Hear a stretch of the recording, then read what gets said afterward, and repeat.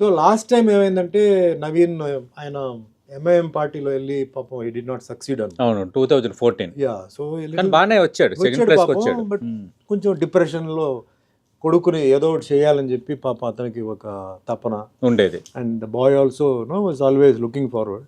So మొన్న నాకు ఇది టికెట్ ఇచ్చే ముందు నాకు మళ్ళీ నవీన్ని నేను దింపుతున్నాను అన్నా అన్నాడు.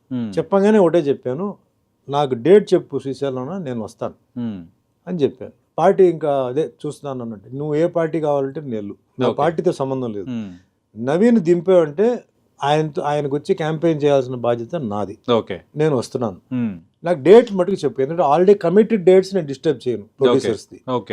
ఖాళీ గ్యాప్లంతా నేను మీకు పెట్టేస్తాను, నా లాస్ట్ డేట్ వరకు పెట్టేస్తాను అని చెప్పి ఆయన డేట్లు తర్వాత కాంగ్రెస్ అన్నాడు. ఐ సెడ్ గుడ్, సో నేను వస్తాను చెప్పి నేను డేట్లు ఫిక్స్ చేసి వచ్చాను. ఓకే ఇప్పుడు నేను క్యాన్వాస్ చేయడానికి there are many reasons. Okay ఒకటి మెయిన్ శ్రీశైలం కొడుకు నవీన్ చిన్నప్పటి నుంచి చూశాను.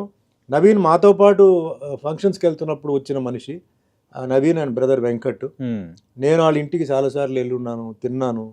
సో మంచి రిలేషన్షిప్ ఉంది. శ్రీశైలం ఇంటి దగ్గర ఏంటంటే ఒక వాతావరణం ఏంటంటే ఎప్పుడు జనాలు ఉంటారు. ఒకటి ఆయన చేసిన సహాయానికి థ్యాంక్స్ చెప్పడానికి, లేదా సమ్ హెల్ప్ అడగడానికి, సమస్య ప్రాబ్లమ్ని క్లియర్ చేయడానికి. యాక్చువల్లీ అప్పట్లో పోలీస్ స్టేషన్లో జనాలు లేరు, అందరు ఇక్కడే ఉండేవారు. ఈయన క్లియర్ చేసి అందరికి సెటిల్మెంట్, అంటే నువ్వు ఇలా చేసుకో నువ్వు ఇలా చేసుకో అని చెప్పి అలా చేసేవారు అనమాట.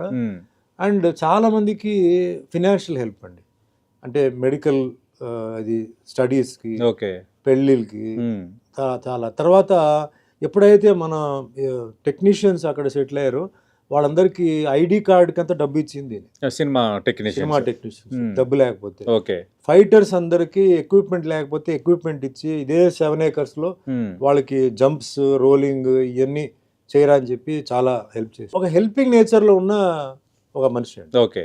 సో నేను మెయిన్ గా ఏంటంటే నేను ఆ ఒక విషయం, రెండోది ఏంటంటే నవీన్ ని మనం గెలిపించాలి అనేది ఇది ఒక ఎజెండా. ద సెకండ్ పాయింట్ నేను ప్రాక్టికల్గా నేను మాట్లాడింది కూడా ఏంటంటే ఇది మధ్యతర ఎలక్షన్ అండి, మేజర్ ఎలక్షన్ కాదు, బై ఎలక్షన్ ఇది. సో ఇంకా 3 years టైం ఉంది.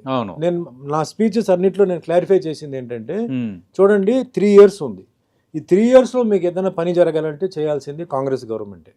Centre cannot help you, opposition party cannot help you. ఇంకా నెక్స్ట్ అంటారా చెప్పలేము, తెలియదు. Congress we may continue, or we don't know, చెప్పలేం. ప్రజా తీర్పు ఎలా ఉందో తెలియదు. సో అప్పటి వరకు మీరు వెయిట్ చేస్తారా, వెయిట్ చేయండి. కానీ ఇప్పుడు మీకు ఈ 3 years లో మీరు ఎంజాయ్ చేయాలి, మీ కష్టాలు దూరం అవ్వాలి, మీకు రిలీఫ్ రావాలంటే కాంగ్రెస్ గవర్నమెంట్ కావాలి. కాంగ్రెస్ గవర్నమెంట్ కావాలంటే ఏం చేయాలి? అభ్యర్థి మరి కాంగ్రెస్ నవీన్. సో నవీన్ ని మీరు గెలిపించాలి.